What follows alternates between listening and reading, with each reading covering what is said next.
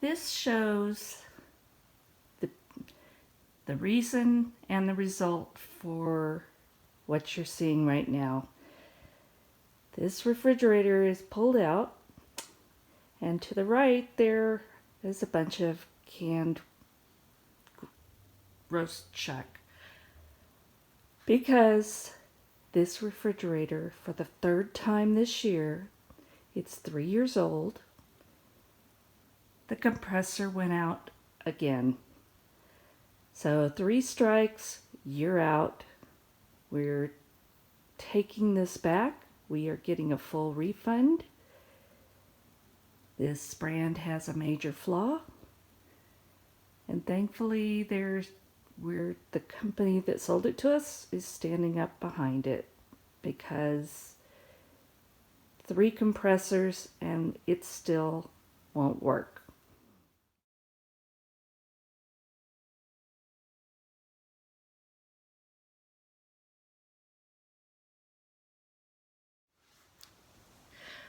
Well, hello and welcome back.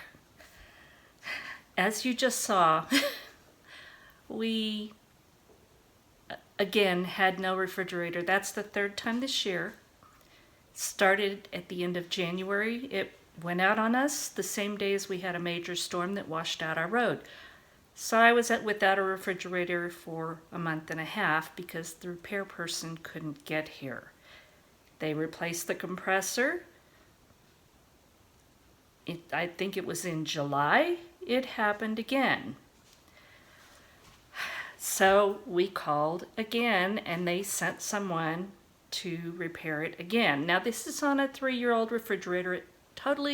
This stuff was out of warranty, but they keep replacing them. And there is a huge class action lawsuit because I'm not naming the brand, but I will say it has a linear compressor, and there is some kind of defect to do with that compressor that causes it to fail over and over again. We've talked to people since in our area that have had the same problem and just given up, and they have just gone out and bought a new refrigerator. These are not inexpensive. This was $2,500 3 years ago. So we went back to Costco where we purchased it, shared our story with them, showed our receipt, and they are honoring the refund. Costco is amazing that way, so we have ordered another refrigerator from them, but we're not going to get it until the 15th, so that's about a week and a half away.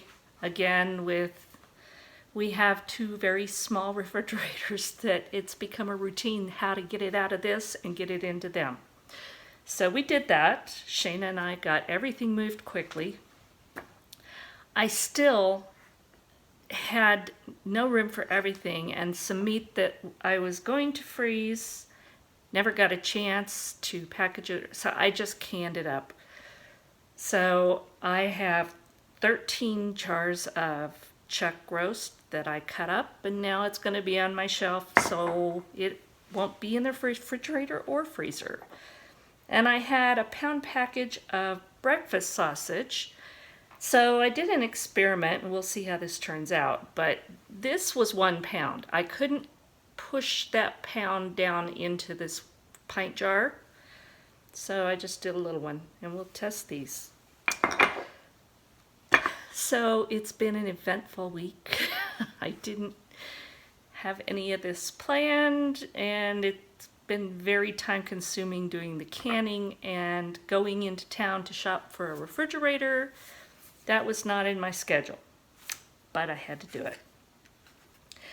Word to the wise, if you do have a refrigerator that has the linear compressor, and I don't know, I think there's only one brand, but I'm not going to say it, be sure and get yourself some little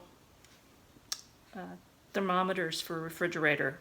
And I believe they also have one that has an alarm. So that might be a good investment too, because I have lost food 3 times and I'm just furious. in an 8-month period.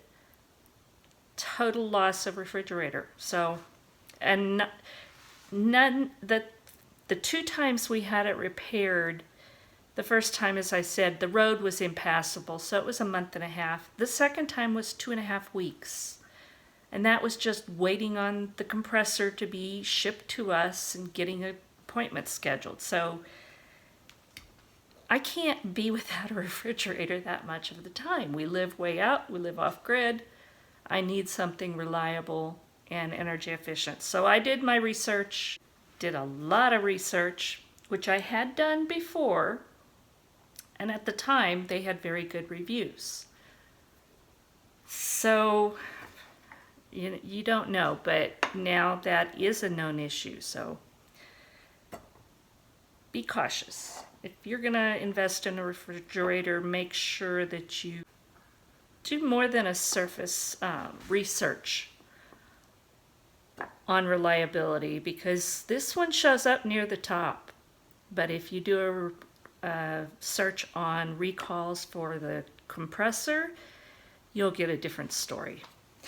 So, moving on from that, because I had to can up all this meat, I found out something interesting. I had bought from a friend that was moving quite a few boxes of these canning lids with bands, and these are older ones. Now I have some boxes of lids that I believe I bought in 2012. So I actually had a couple of those in this batch, but I also used a bunch of these. And I was surprised even within that time frame, because the ones from 2012 still seal really well. They're good quality, and I'm using them and they are totally fine. These, I believe, go back longer. And what I found is how much of the sealant is on these, how thick the metal is, but also the width of this sealant.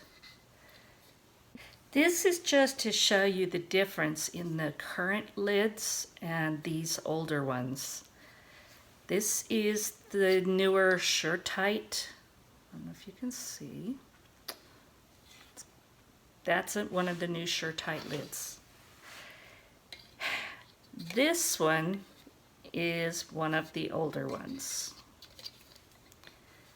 And again, this is SureTight, this is the older one. And I'm going to try and show you the difference. Much more sealant on this one, and much sturdier metal. This one, there's no comparison. I had stopped using these. I have a bunch of them, the SureTight. I now only use them for dry goods that I store. I don't use them for canning. I had too many failures doing the exact same thing. These were failing. These were not. I'm not wasting my time and money on something like this. What I also found is all of my newer rings, and I'm going to say probably within the last 3 or 4 years, discolor. This is right out of the canner, first use. And I hope you can see the discoloration on that. This is one of those older ones.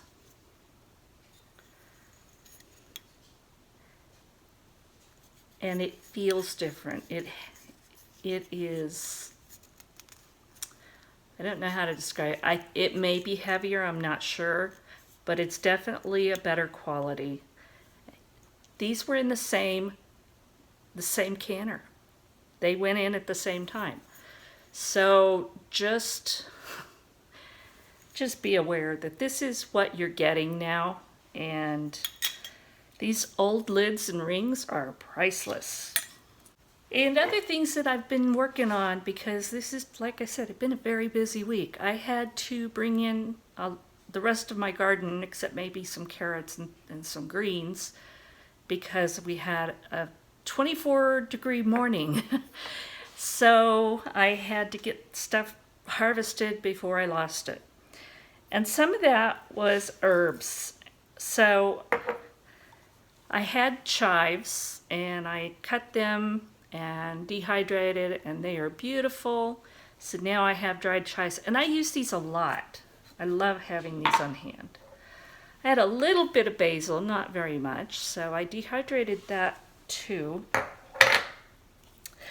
And then I had harvested some kale and dehydrated that just a little while back.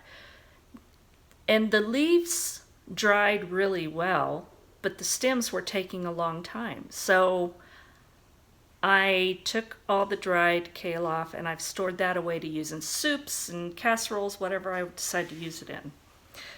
But I didn't want to waste the stems. I don't like wasting that kind of food. It's still got nutrition. So I finished dehydrating those, and it took a while. And then I put it in a little coffee grinder, spice grinder, and ground it up. So now I have this green powder that I can add to recipes, and it's not so obvious. And I actually tasted it. It's kind of a sweet taste, so it's not unpleasant at all. So if you're dehydrating your greens and you're going to save the greens for other uses, consider some of the scraps making you some green powder. And again, there's a lot of nutrition. Why waste it? And you're going to probably have noticed behind me that I have changed this out. I like having all my commonly used spices and herbs right here.